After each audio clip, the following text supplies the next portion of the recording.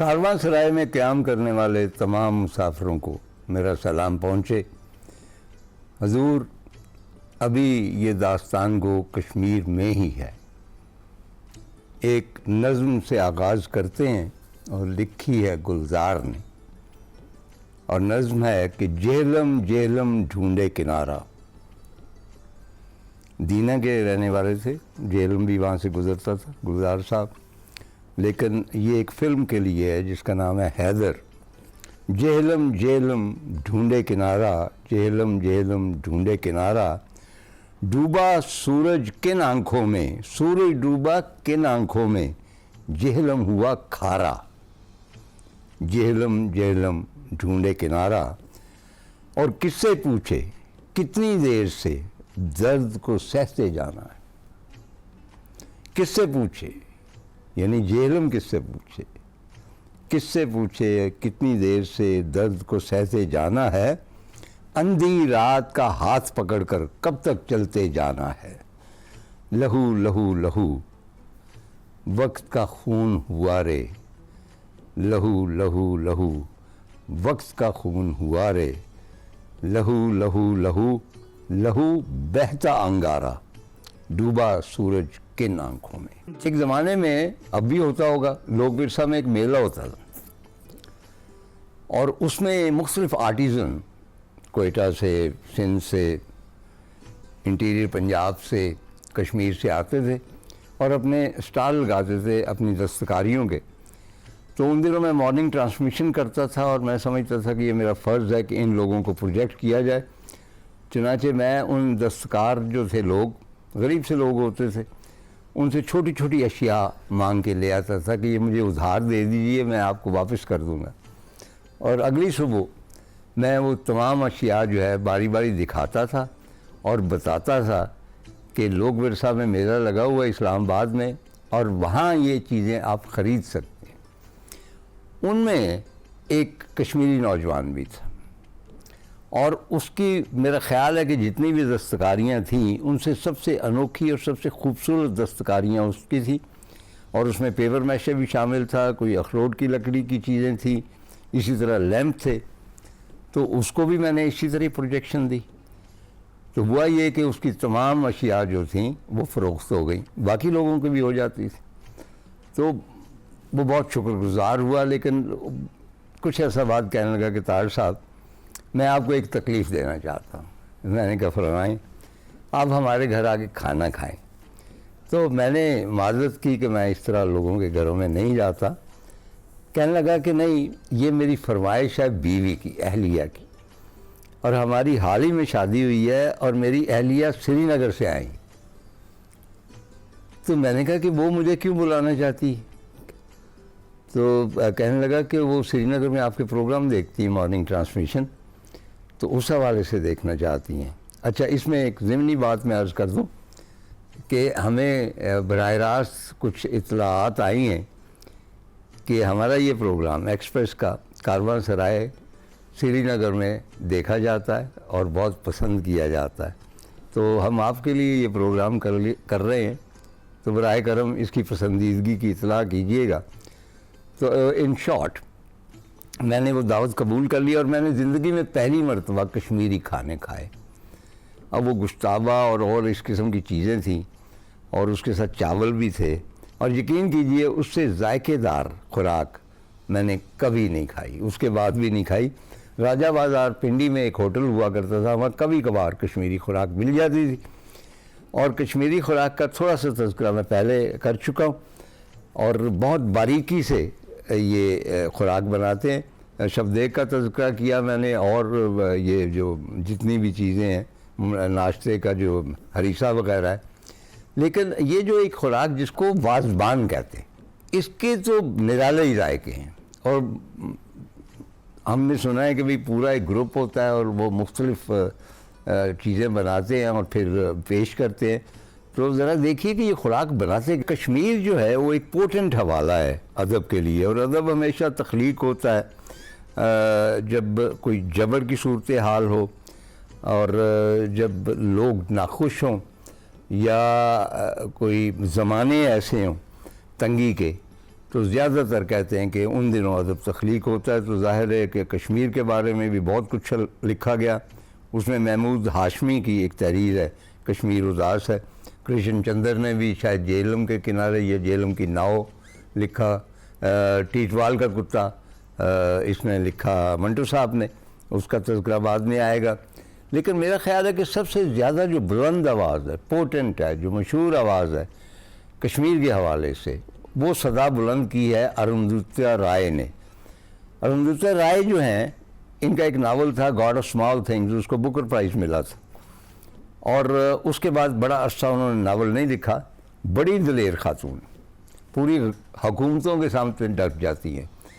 एक कोई डैम बन रहा था वहाँ हिंदुस्तान में और बहुत सारे लोग डिस्प्लेस हो रहे थे, तो रॉय ने उनकी बैकिंग की और वहाँ बाकायदा जाके जुलूसों में शामिल हुई। बिल आखिर वो जो डैम है, क्योंकि डैम के मसाइल होते हैं बड़े, पूरी दुनिया में होते हैं, क्योंकि बहुत सारे लोग बेघर हो जाते हैं और पूरा कल्चर तबाह हो जाते हैं, जंगल ख़त्म हो जाते हैं।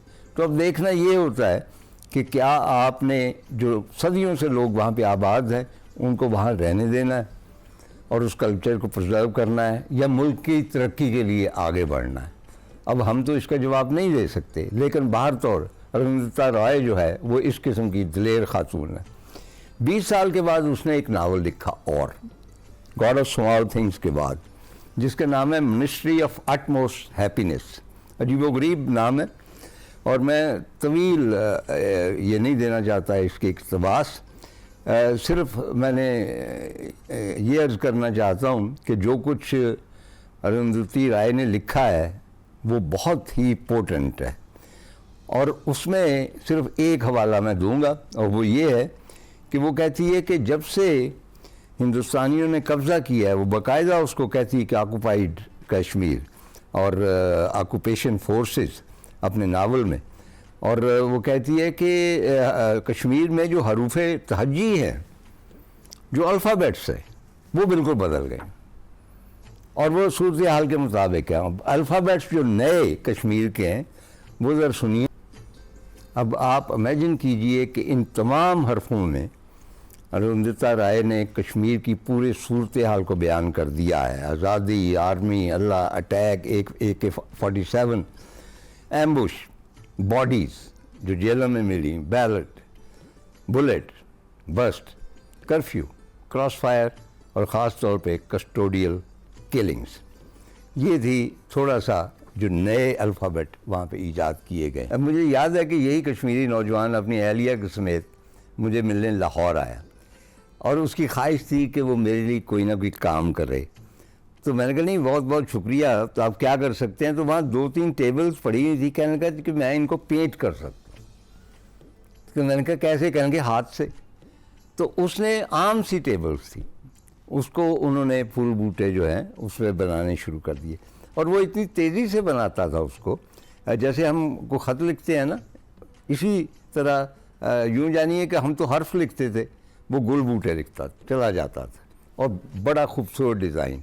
उसने एक फ्रेम जो था आईने का वो भी मुझे बना के दिया और बहुत से लोग मुझसे पूछते हैं, अब भी वो मेरे घर में मौजूद है, कि ये कितने में ख़रीदा। तो मैंने कहा कि ये ख़रीदा नहीं जा सकता, ये कश्मीर से जो मोहब्बत करते हैं उन्हें मुफ्त में मिलता है।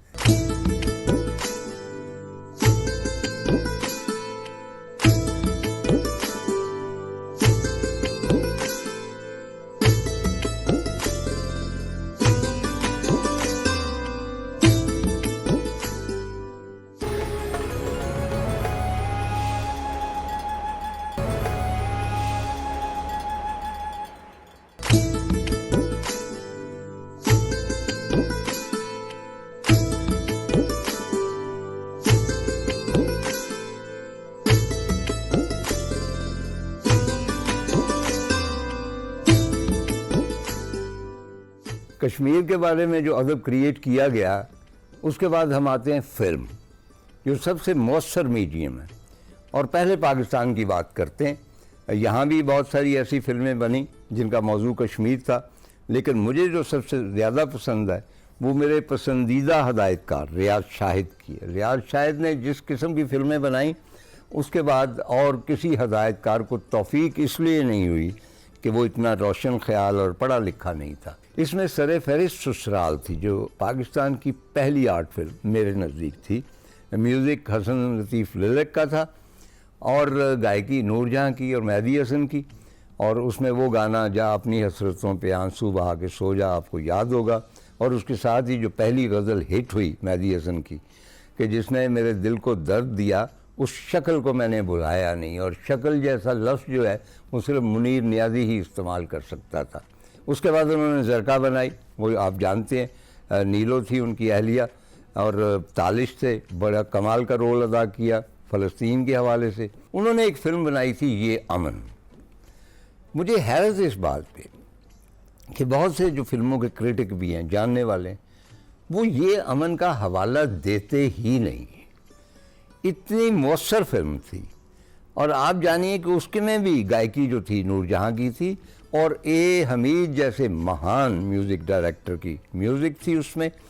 और उसमें तालिश थे, बहुत बड़े एक्टर थे, अदीब भी बहुत बड़े एक्टर थे, विलन का किरदार अदा करते थे। आखिरी शब जो हमारा पीटीवी पे सिलसिला चला उसमें उन्होंने सर सैयद अहमद का रोल अदा किया था। पीपल वर अमेज्ड कि भाई ये वही अदीब है। एक्चुअली ये जितने भी अदाकार होते हैं जिनको आप मामूली समझते हैं, वो दरअसल गैर मामूली लोग होते हैं। सिर्फ ये है कि उनको प्रॉपर रोल अगर नसीब में आ जाए तो वो फिर अपने आप को साबित कर देते हैं, जिस तरह अदीब ने किया। तो अदीब इस फिल्म में भी विलन बने हुए हैं और संगीता है।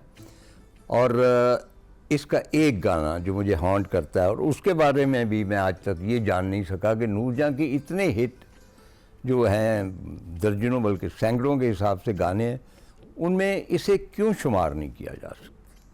और ये कश्मीर की जिस तरह डिपिक्शन करता है ये गाना, मेरा ख्याल है कि और किसी गीत में इतनी मौसर और सिंबॉलिक डिस्क्रिप्शन नहीं है कि जुल्म रहे और अमन भी हो। जुल्म रहे और अमन भी हो, क्या मुमकिन है तुम ही कहो, तुम ही कहो, तुम ही कहो। अब पाकिस्तान से हम आते हैं हिंदुस्तान में। हिंदुस्तान में भी बहुत सारे जो नाजुक मौज़ूआत उन पर फिल्में बनती रही हैं। अनफॉर्चुनेटली हमारे यहाँ ये ट्रेडिशन नहीं है, लेकिन हिंदुस्तान में कुछ ऐसे लोग हैं, रोशन ख्याल और रोशन,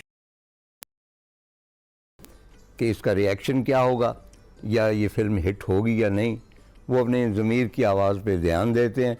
मसलन गुलजार साहब ने फिल्म बनाई थी माचिस, सिखों का जो मसला हुआ था, और आप जानते हैं कि बहुत ज़बरदस्त फिल्म थी और वो हिट भी हुई थी।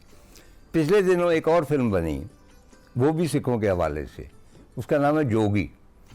और उसमें दिखाया गया कि किस तरह उस ज़माने की सरकार जो थी उसमें प्रिजनर्स जो थे, क्रिमिनल्स, उनको रिलीज़ किया और कहा कि तुम अगर एक सिख मारोगे तो तुम्हारी सज़ा माफ़ हो जाएगी। ये उस फिल्म जोगी में दिखाया गया है। कश्मीर के हवाले से 2 फिल्में वहाँ बनी, और उसमें से सबसे पहले मैं करूँगा तज़किरा हामिद का। हामिद के जो डायरेक्टर हैं उनका नाम है एजाज़ खान, और ये अमीन भाट साहब का स्टेज प्ले था, और उसका नाम था 786। इसकी क्या वजह है वो आगे चल के मैं बताऊंगा। इसको फिल्म में ढाला गया और हामिद का जो किरदार अदा किया तलहा अरशद ने। अच्छा, आपके जहन में अगर आए कि तार साहब ये पता नहीं फिल्में कहाँ देख लेते हैं, तो मैं वहीं देख लेता हूँ जहाँ पे आप गेमें खेल रहे होते हैं। यानी आप नेट पे जाइए, ये फिल्में वहाँ पे मौजूद हैं, आप देख सकते हैं नेटफ्लिक्स पे। तो ये जो हामिद है एक छोटा सा बच्चा, और उसका बाप किश्तियाँ बनाता है, शिकारे, और उसके बाद वो गुम हो जाता। जब वो गुम हो जाता है तो हामिद तलाश में है और अपनी माँ से पूछता है कि मेरे अब्बू कहाँ गए हैं। तो चूँकि वो छोटा सा बच्चा है तो उसकी माँ उसे ढालस बन जाती है कि वो अल्लाह मियाँ के पास जाते हैं। तो ज़हन में मंसूबा बनाता है कि अगर अल्लाह मियाँ का कोई फ़ोन नंबर हो तो मैं उनको फ़ोन करूं और कहूं कि मेरे अब्बू को आप नीचे भेज दें, आपने पास ना रखें, हमारे पास भेज दें। चुनांचे वो कैलकुलेट करता है कि क्योंकि 786 लिखा जाता है बिस्मिल्लाह के तौर पर, तो शायद 786 उनका नंबर होगा, और वो ऐड करता रहता पहले 001 321 जो भी, और एक दिन वो नंबर मिल जाता। वो नंबर किसको मिलता है? वहाँ पे एक मतलब ऑक्यूपेशन आर्मी का इंडियन अफसर है, उसको मिल जाता। तो हामिद पूछता है कि आप अल्लाह मियां बोल रहे हो अपनी मासूमियत में? तो वो कहता कौन है, उसको समझ नहीं आती। अब ये बार बार फ़ोन कर रहा है और फिर उसको एक दफ़ा कहता है कि मेरी एक बात तो सुन लो, मेरी गुजारिश। तो मेरे इस तरह अबू जो हैं वो गायब हो चुके हैं, तो वो आपके पास है तो आप उनको भेज दें।